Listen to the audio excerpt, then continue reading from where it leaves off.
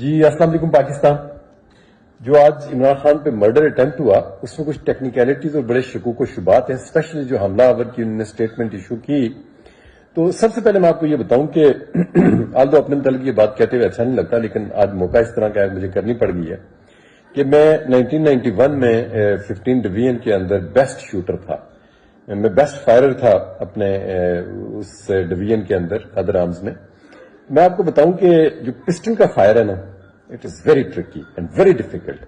یہ اتنا مشکل ہے اس کا نشانہ لینا، ایون ہم 50 گز سے کرتے تھے کہ اس کے لیے ایک بہت بڑی آپ کو ٹریننگ چاہیے، اور پسٹل کے سارے جا کے فائر کنٹینر کو لگنا اور اس طریقے سے ہٹ کرنا یہ مشکل نہیں بلکہ بڑا ناممکن ہے کہ آپ اتنے وہ بھی جب آپ کو ایک ریزسٹنس مل رہی ہو، آپ کے پاس بندہ کھڑا ہو، اس نے سارے آپ کے نشانے جو خطا گئے یہ نہیں ہے.